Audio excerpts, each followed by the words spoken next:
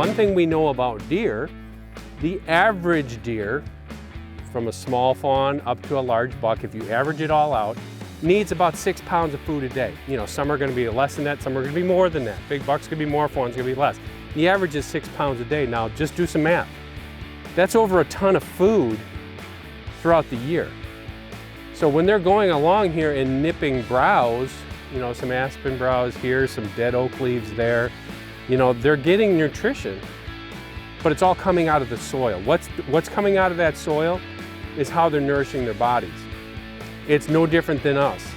If I plant a tomato plant in sand, I'm gonna get tomatoes, but is it gonna have the same amount of nutrition as if I planted it in some really just top-notch fertile soil? No, it's different.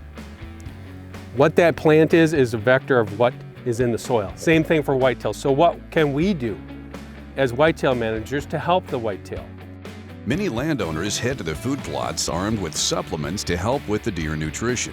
Those are great and wonderful resources to help, but they do not and cannot take the place of the proper nutrients a deer needs to survive and thrive. Well, we can plant food plots. We can plant food plot trees, apple trees, pears, plums, persimmons. We can augment what they get in their environment to help meet their daily nutritional and their yearly nutritional needs.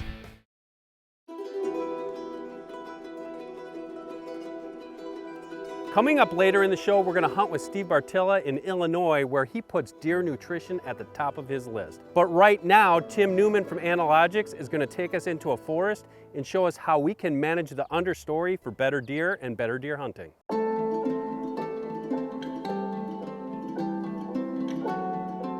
All right, so we're checking out this property, and the one thing I noticed right off the bat is in this area we have a void of nutrition.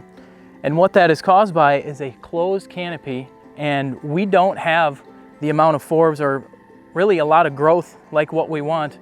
You can see out towards the edge of the property, the amount of forbs that we've grown is much higher, and that's because of the sunlight reaching the forest floor.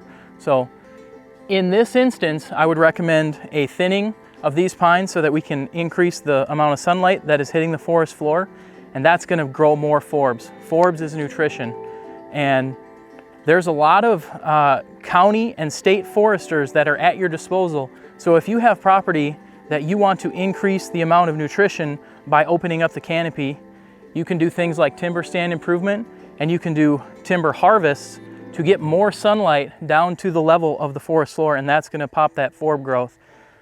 A lot of these forbs that these deer are eating are high in protein, and it's going to be a cheaper way than planting food plots over the entirety of the property, but yet still keep the amount of forest that your deer are going to feel comfortable. It's not like it's going to be a clear cut across the entire property.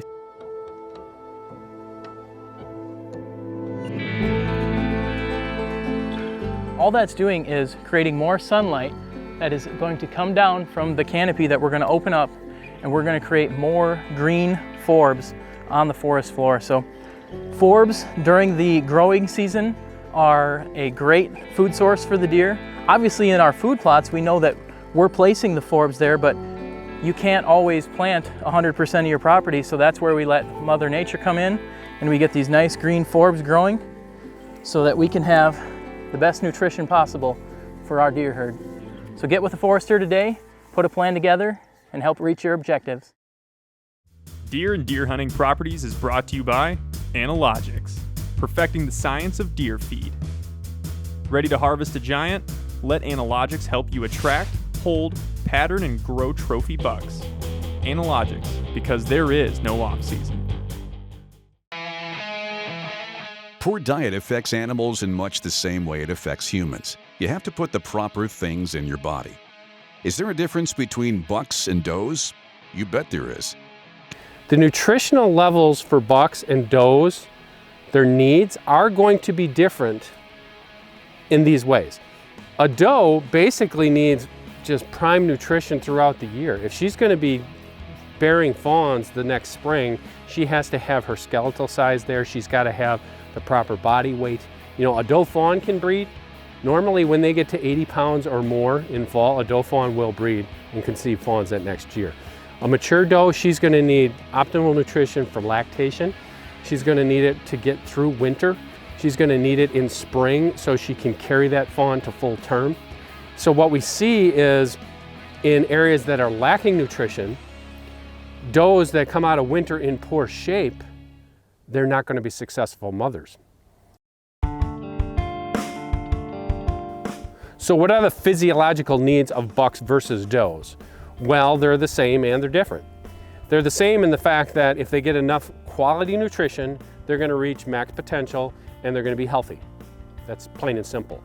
But for a buck, his needs are building that skeletal size and that body mass. And that's going to come through age, and it's going to come through proper nutrition. So if he's getting proper nutrition, he's going to reach, 3, 4, 5 years old. He's going to peak out at 3 years old. He's going to be a stud. At 4 years old, he's going to just be a brute, and beyond that. And that body size is going to be there. In most places, that buck's going to be 200 pounds or way more than that. And it's, it's muscle, it's body mass. Antler size is going to be manifested through proper nutrition.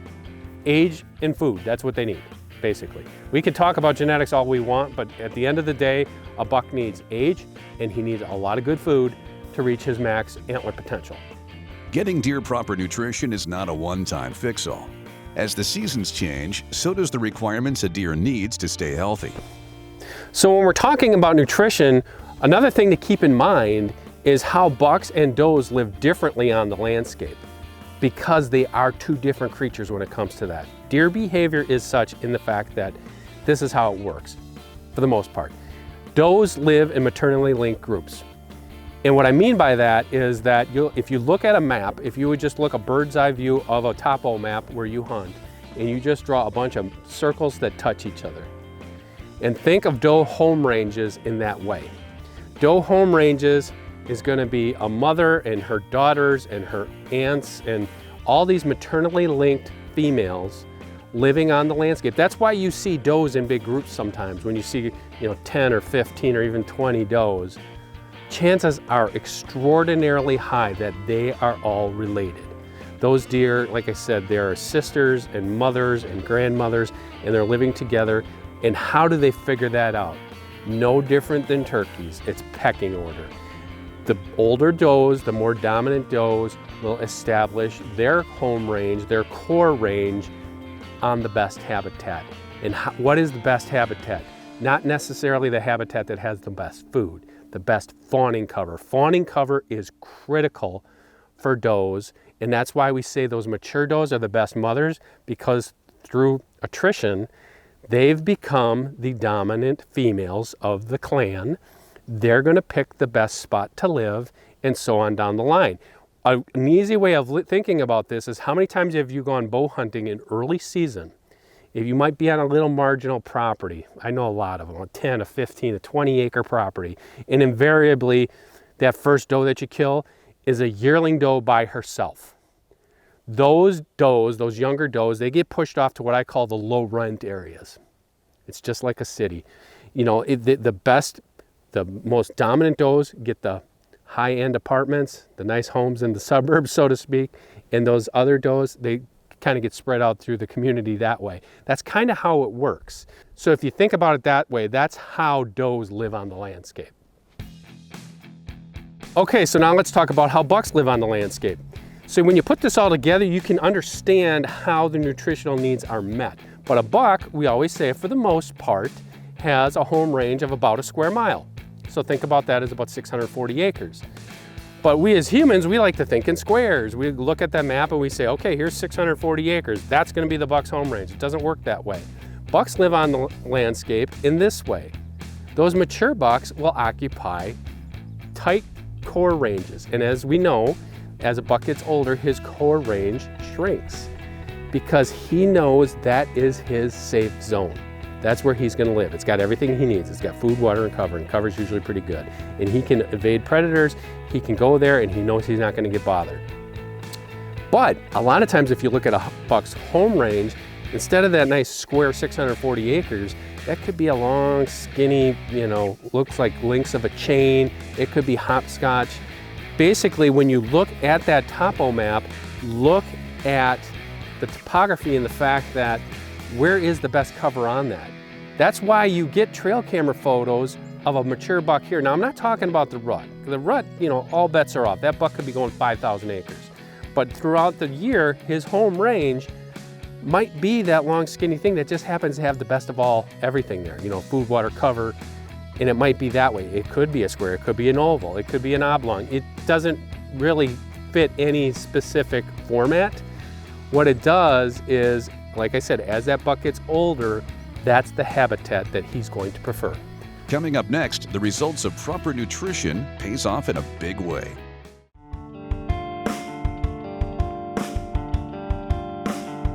The topic today is nutrition. What whitetails need to thrive and survive. Whether it's size or antler growth, nothing can affect deer like a lack of proper nutrition. Steve Bartilla knows how important the proper food is. Years of managing properties to their top potential has taught him a thing or two, and every once in a while, he gets to enjoy the results. Steve is in Illinois, the hotbed of big bucks, but they don't get that way by eating the wrong diet. Steve is set up on an open field and soon gets the chance at a beautiful, healthy buck that will make memories of a lifetime. So now here it is, opening day of Illinois' firearm season. I'm set up. I went ahead and game planned how I was going to go ahead and do this hunt. My one primary mission was to go ahead and shoot a management buck. I get up in the blind, I get everything settled, and looking forward to a glorious sit. And there he is. There he is in the corn, pops out. I could have shot him right then and there. It was right around 140 yards. But it's like, why push it? Why push it? And he's feeding. He may naturally come within range a little bit closer anyway, so let's just see how this plays out for a while. If you listen real carefully on camera, I think you can hear me say dang it when he turns around and starts walking the other way. I go ahead and hit it a little bit light the first time, doesn't hear it. Hit it louder the second time. He hears it now. He's looking, but he's not sure where these deer are. And the second he starts going like this, testing the air, bam! I'm hitting him a third time because now he's in the game and now I bet you he's gonna come. Sure enough, he does. He starts coming. He makes it about, but the problem is there's a bunch of deer off camera that you can't see on the shot. He ends up getting about, maybe covers 10, 15 yards back towards me, and he stops. And what he's really doing is checking out those other deer. Man, I do not want him to veer that way. Now's my time. I grab the 12 gauge, put her down.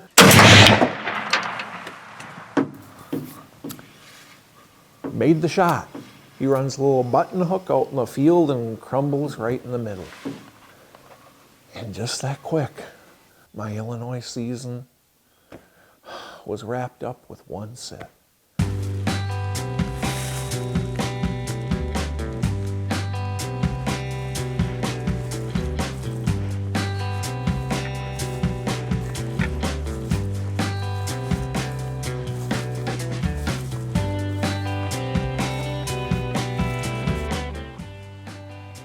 More than anything, I just want to say thanks. Honestly, I don't get to do this stuff without you guys. I know my footage isn't the greatest. I know that no one is watching me because I'm pretty or overly handsome. You're doing it because you trust me. And I take that incredibly serious and it means the world to me. Thank you.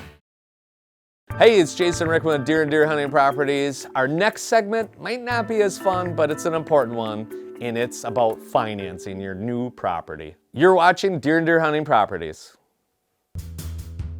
Deer and Deer Hunting Properties is brought to you by Orion Hunting Products. Engineered for stealth and safety, Orion's modular, lightweight design allows you to set up camp anywhere you want to hunt. No heavy equipment, no problem. Orion Hunting Products. Hey, it's Jason Rickman with DDH Properties. And now we're going to talk about financing, right? Probably the most important thing before we get started looking at our land is coming up with some financing options. So What I like to do when I looked for my own personal property and I'm working with buyers looking for property, I want to make sure that they've found a financial institution that knows hunting land or knows land, right? So that's always important, because if there is sources of income from that land, that can be beneficial for that buyer, maybe in the form of what their lending power is. Maybe they can go a little higher that they weren't expecting. You know, maybe they can go from $200,000 property to $300,000 because there's income on that property. You know, the other aspect of it is I'm looking for lenders that, hey, you know what, I don't have that 20% down or 30% down or 40% down. I want to look at my options and see what lenders are out there that maybe give me some leverage as maybe 5% down or 10% down.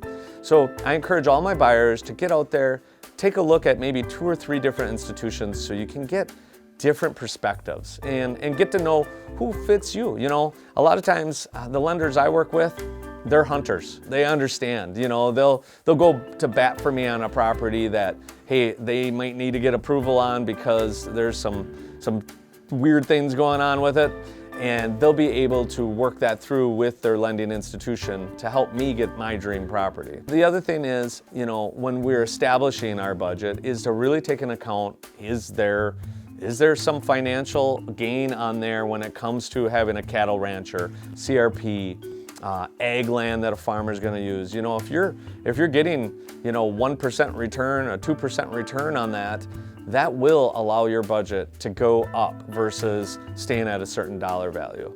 And let's say this, let's say, hey, we can't get pre-approved right now. You know, that happens to some buyers, and a lot of times it'll happen as a first-time buyer. Maybe, depending on where it is and who it is, sometimes sellers are open to seller financing. So basically what seller financing would be is there, as a seller, are going to act as the bank for a year, 2 years, maybe even up to 5 years. They might require 5% down, 10% down, they might require 20% down, but it gives you a lot of flexibility as a buyer to maybe be able to get that first property. Typically on the easy to sell properties, we won't see seller financing as much, but a lot of times for a first-time buyer, they're not looking for those really easy to sell properties because those are the ones that can get in those bidding wars. So a first-time buyer is looking for something more, hey, I'm looking for that swampland, wetlands, where more established buyer that's maybe been through a few different properties, they're not looking for that property. So that property can sit on the market, and that sitting on the market costs the seller dollars a lot of times, where they'll offer that seller financing for you as a buyer to be able to get your first property. And that's a really convenient and nice way to do it if we can find that seller willing to do it. But otherwise, if we're on to that second or third property, or you're already financially established to be able to get that first property, shop around, get 2 or 3 options, you know, ask your deer hunting property rep to see if they have any sources for you to go through that maybe they personally used or have had luck with other buyers, you know, through that financial institution.